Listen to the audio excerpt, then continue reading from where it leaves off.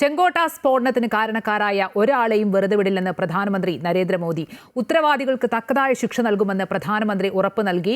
ഭൂട്ടാനിലെ തിമ്പുവിൽ നടന്ന പൊതുപരിപാടിയിൽ സംസാരിക്കുകയായിരുന്നു അദ്ദേഹം.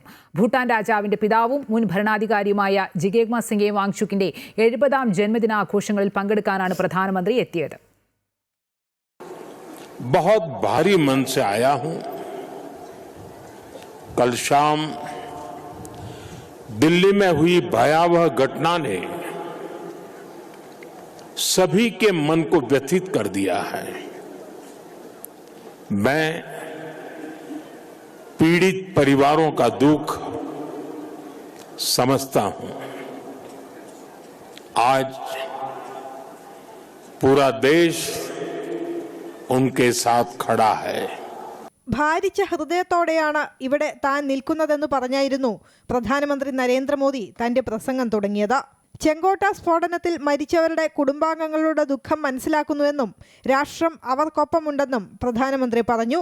നമ്മുടെ അന്വേഷണ ഏജൻസികൾ ഈ ഗൂഢാലോചനയുടെ ചുരുളഴിക്കും.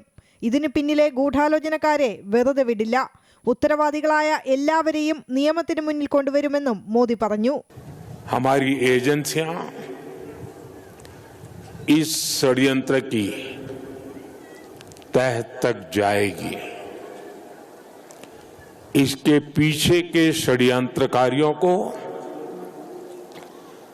बख्शा नहीं जाएगा. All those responsible will be brought to justice. സ്ഫോടനത്തിൽ മരിച്ചവർക്ക് പരിപാടിയിൽ അനുശോചനം രേഖപ്പെടുത്തി.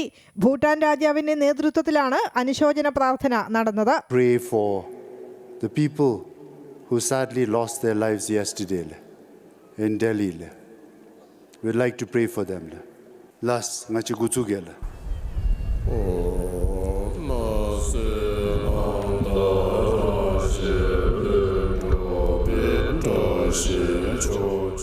ഡൽഹി ചെങ്കോട്ട സ്ഫോടനം നടന്ന് മണിക്കൂറുകൾക്ക് ശേഷമാണ് പ്രധാനമന്ത്രി ഭൂട്ടാനിലെത്തിയത്.